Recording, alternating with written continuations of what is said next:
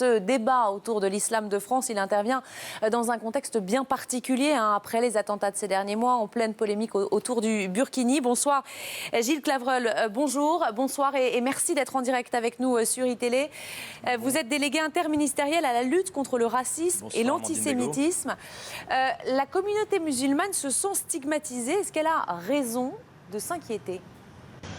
Mais on a toujours raison de s'inquiéter lorsqu'il y a des actes et des comportements qui ne sont pas conformes aux principes républicains dans lesquels nous essayons de faire vivre la société française.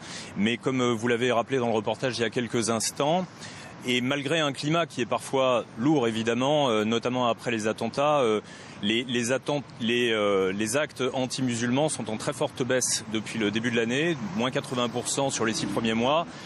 Moins 64% sur les 7 premiers mois. Et même s'il y a eu à nouveau, après Nice, des inquiétudes, les messages qui ont été passés sont des messages d'apaisement et de responsabilité de chacun.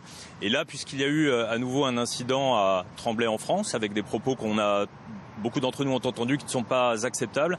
Là encore, il faut appeler au calme et ne pas accepter que l'on souffle sur les braises comme certains s'emploient à le faire. Je vais rappeler ce qui s'est passé ce week-end à Tremblay. Un restaurateur accusé d'avoir chassé 2 femmes visiblement voilées de son restaurant. Alors, il y a une enquête qui a été ouverte, une plainte déposée. C'est pas symptomatique, c'est ce que vous nous dites ce soir.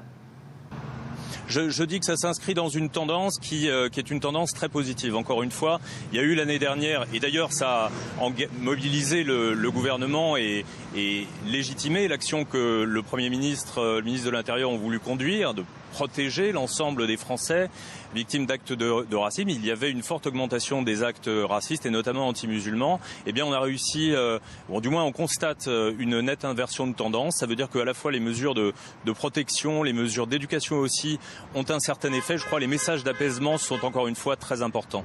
La future fondation pour l'islam de France, est-ce que ça peut s'intégrer dans ce dispositif-là? C'est en tout cas l'objectif.